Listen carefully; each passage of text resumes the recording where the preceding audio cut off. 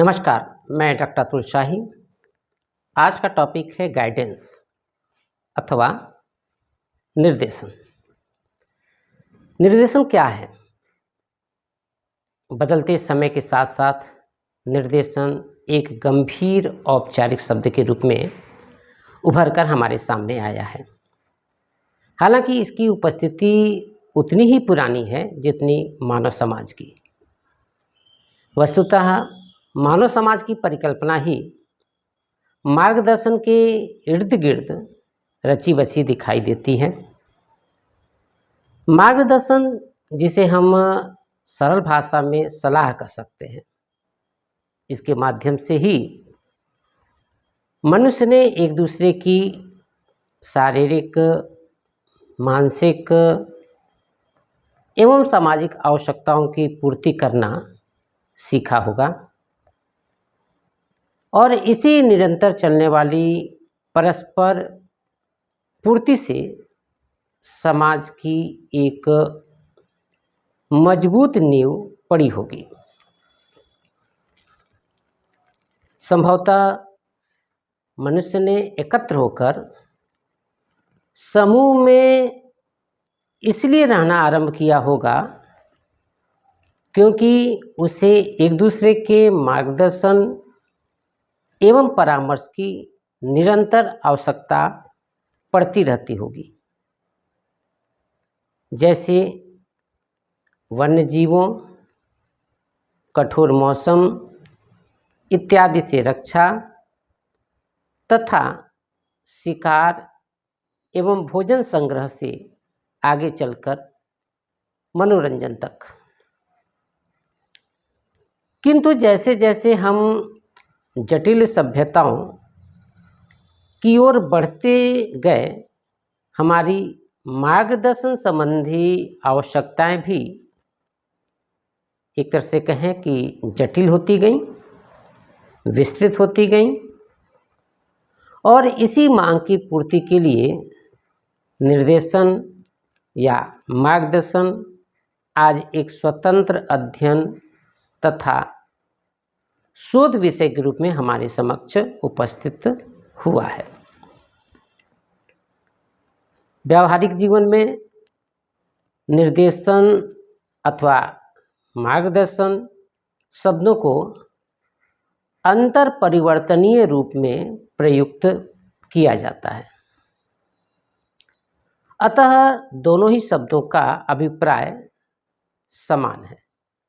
निर्देशन का साधारण अर्थ होता है मार्गदर्शन करना, अर्थात ऐसी प्रक्रिया जिसके द्वारा व्यक्ति को मार्गदर्शन मिल सके, जो उसके अभियोजन में सहायक हो सके, उसे निर्देशन कहते हैं।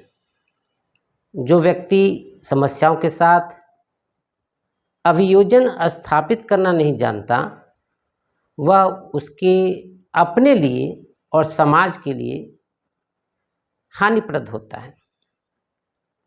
ऐसे व्यक्ति को एक मार्गदर्शक की आवश्यकता होती है जो उसकी अपनी व्यक्तिगत आवश्यकताओं, योग्यताओं, साधनों तथा बाह्य परिस्थितियों के बीच अभियोजन स्थापित करने में सहायक हो सके। इसी मार्गदर्शन की क्रिया को निर्देशन कहा जाता है। व्यक्ति अपना अभियोजन दो प्रकार से कर सकता है।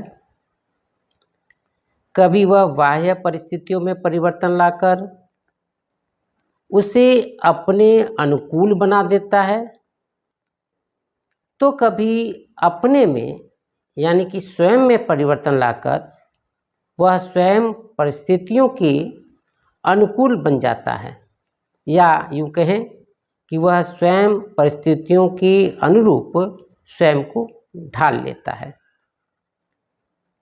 इस प्रकार निर्देशन में वे सभी बातें आ जाती हैं जिनका उपयोग करके व्यक्ति अपने अभियोजन में या अभियोजन से संबंधित सभी समस्याओं को स्वयं सुलझा सकता है।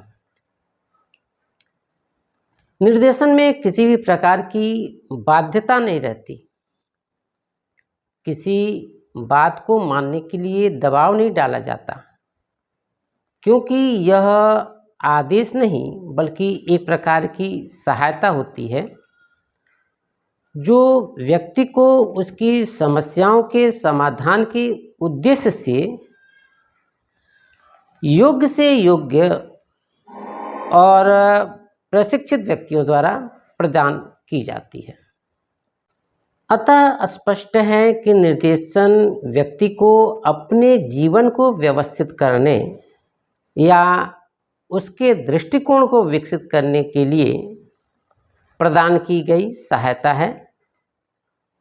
निर्देशन की प्रक्रिया में कम से कम 2 व्यक्ति होते हैं। पहला होता है निर्देशन देने वाला और दूसरा होता है निर्देशन प्राप्त करने वाला। निर्देशक निर्देशित व्यक्ति को सहायता प्रदान करता है।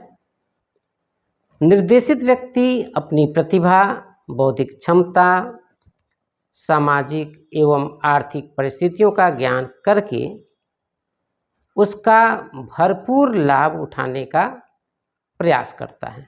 हमसे जुड़े रहने के लिए हमारे YouTube चैनल को सब्सक्राइब करें और नई वीडियो की नोटिफिकेशन के लिए बेल आइकॉन को दबाएं। अगर आप ये वीडियो Facebook पर देख रहे हैं तो लाइक जरूर करें और ज्यादा से ज्यादा शेयर करें। धन्यवाद।